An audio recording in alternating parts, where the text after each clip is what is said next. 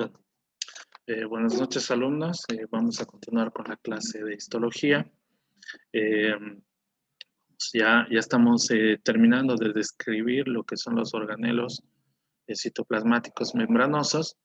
En la anterior clase habíamos hablado sobre el retículo endoplásmico rugoso, el retículo endoplásmico liso y sobre el aparato de Golgi, y también habíamos hecho una pequeña síntesis o un pequeño resumen sobre lo que es la síntesis, valga la redundancia, de proteínas en la célula. Hoy vamos a hablar de un organelo que tiene características muy particulares, entre ellas que tiene la capacidad de replicarse por sí sola, tiene la capacidad de producir sus propias proteínas, pero bueno, vamos a tratar de hablar primero de algunas características morfológicas de esta, que también son muy particulares. Vamos a empezar diciendo que las mitocondrias son abundantes en aquellas células que tienen o generan o consumen una gran cantidad de energía. Por ejemplo, se habla mucho de alguna porción de los espermatozoides, se habla de las células musculares, se habla de algunos segmentos de los túbulos renales que tienen gran cantidad de mitocondrias, como también así de los hepatocitos.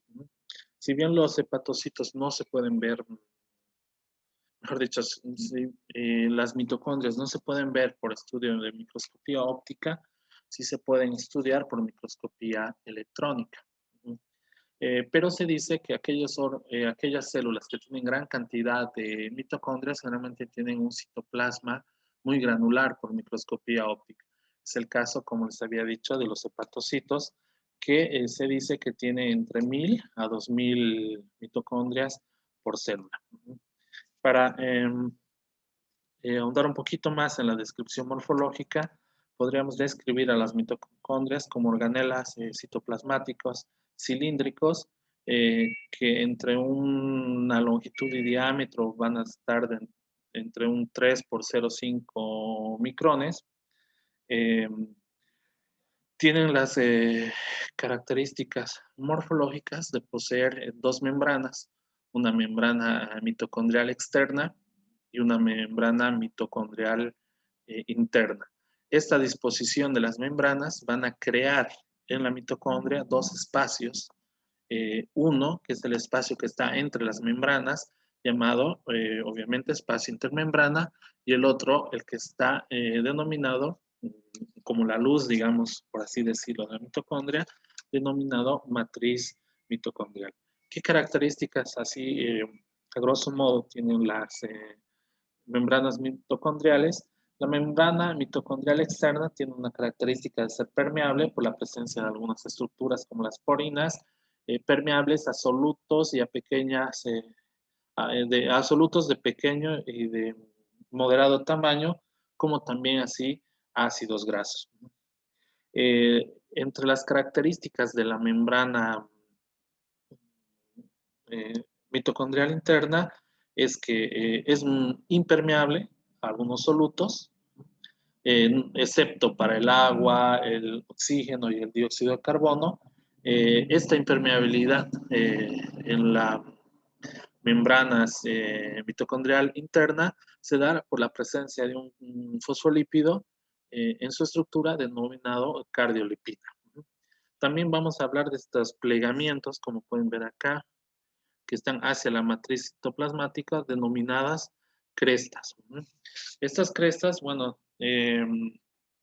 van a regular, ¿sí?, la entrada de algunas sustancias, o como también van a regular cómo se transfieren los electrones, van a tener algunos componentes estructurales, como pueden ver acá, o partículas elementales, denominados ATP sintetasas, que ven acá, que incluso en los libros los describen con un diámetro de 10 nanomicrones y dispuestas en esta forma de raquetas.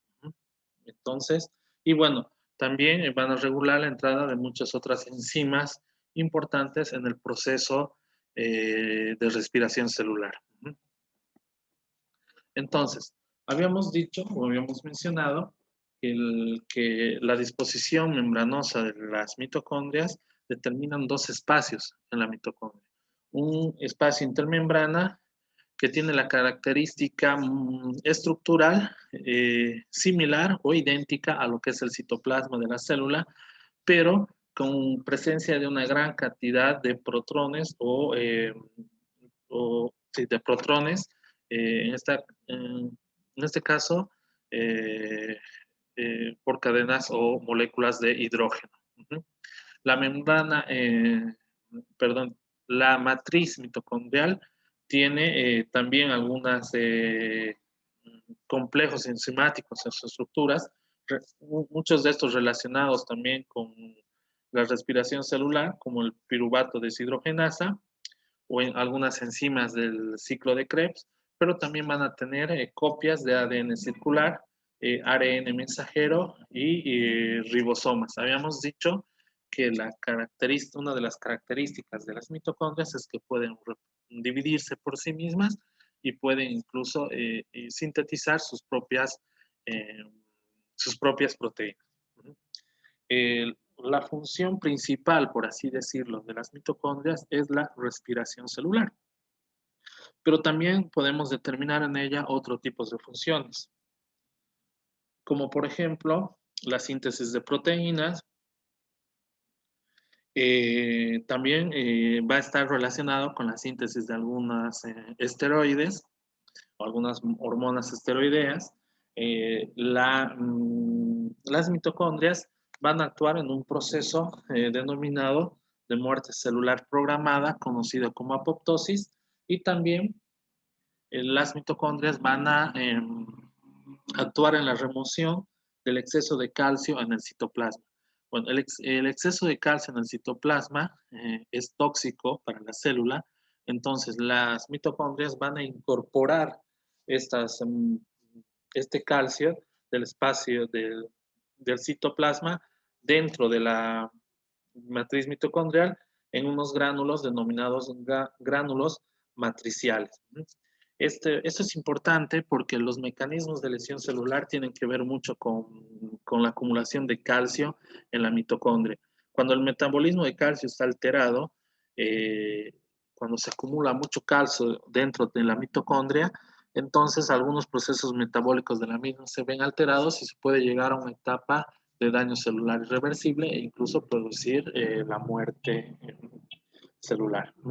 Entonces, podemos ver acá en la fotografía la composición, las membranas mitocondriales, los espacios intermembranas, los gránulos matriciales o gránulos de la matriz, también lo conoce, estas prolongaciones o crestas o algunas partículas elementales dentro de lo que es la membrana interna de la mitocondria, como las ATP sintetasas, que como su nombre lo dice, van a tener mucho que ver en la síntesis de ATP y en el proceso de fosforilización oxidativa. Habíamos mencionado, bueno, esta es una fotografía por microscopía electrónica donde vamos a ver lo mismo, ¿no? Perdón. Las dos membranas, acá se pueden ver en la flecha, externa e interna, separadas por un espacio virtual conocido como espacio intermembrana, y acá en las flechas podemos ver las crestas o los repliegues de la membrana mitocondrial interna. Para empezar a describir la principal función de la mitocondria, que es la respiración celular, que tiene como objetivo sintetizar energía que la célula después pueda utilizar para realizar las actividades necesarias de la célula, ¿no? Tenemos que definir el proceso de respiración celular. ¿Qué es la respiración? La respiración celular es la oxidación de moléculas por parte de la célula con el objetivo de obtener energía para realizar sus actividades. O sea, ¿qué tipo de moléculas se van a oxidar? Las moléculas de los alimentos. ¿A qué me refiero con eso? Por ejemplo, los carbohidratos. Los carbohidratos nosotros vamos a ingerir de distintas formas, como ya disacáridos, oligosacáridos, polisacáridos, y estos en el metabolismo de nuestro cuerpo se van a convertir en monosacáridos, y la molécula de monosacárido más conocida, ¿cuál es? Es la glucosa. La glucosa, que mediante un proceso en el citoplasma celular denominado glucólisis, va a formar energía. O energía suficiente para sintetizar o que se va a utilizar para la síntesis de ATP. Entonces, la glucólisis funciona siempre y cuando haya oxígeno. Entonces, la glucólisis más oxígeno va a determinar el inicio de la respiración celular en varias etapas conocidas, por ejemplo, como el ciclo de Krebs, la cadena de transporte de electrones y la fosforilización oxidativa. Esos son complejos esos son, digamos, son funcionamientos moleculares muy complejos, por así decirlo, ¿no? Voy a tratar de resumirlos. Les vuelvo a recalcar que ustedes tienen que si bien esto es una orientación, ustedes tienen que recurrir a su libro o a su bibliografía para complementar todo lo que estamos mencionando acá. Y que bueno, y que más que saber todos los procesos moleculares, tal vez sería bueno que ustedes sepan dónde se llevan a cabo la glucólisis, en qué parte de la célula, dónde el ciclo de Krebs, y dónde se lleva a cabo la cadena de transporte de electrones, y cómo o dónde y cómo se lleva a cabo, en qué parte de la mitocondria, la fosforilización oxidativa. Entonces, para empezar a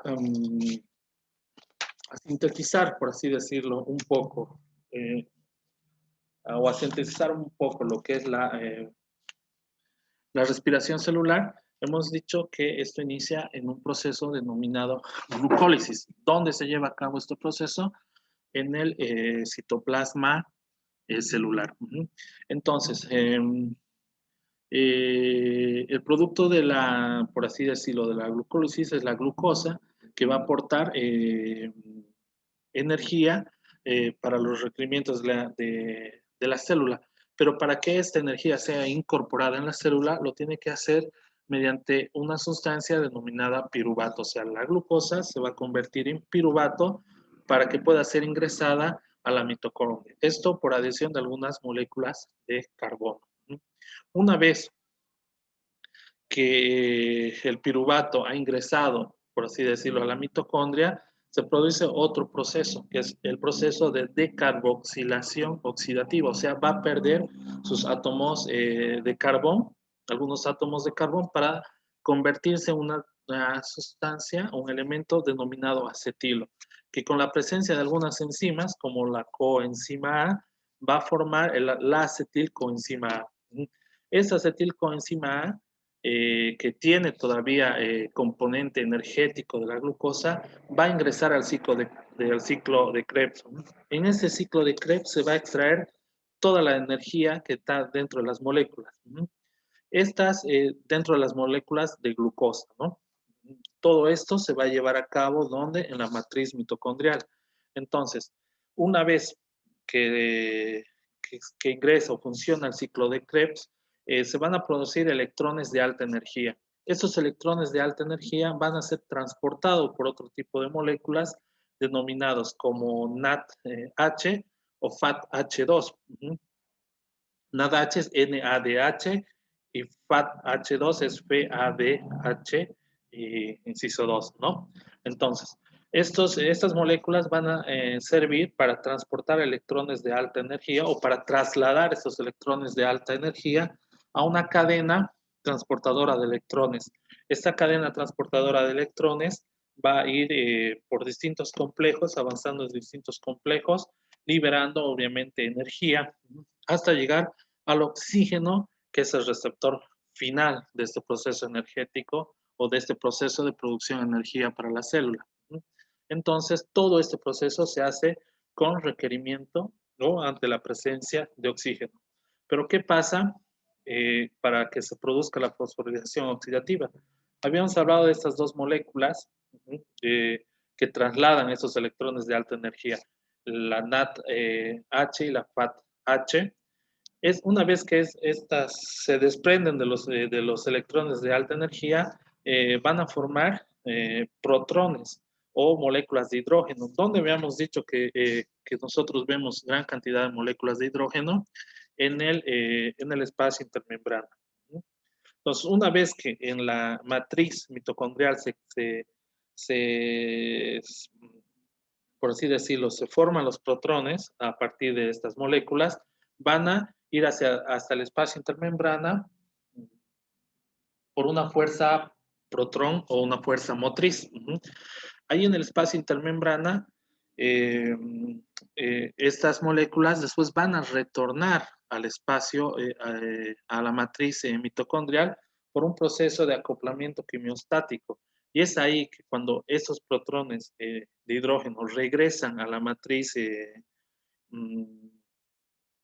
mitocondrial, van a interactuar con un componente estructural de la membrana interna de la mitocondria, como habíamos dicho, que es la ATP sintetasa.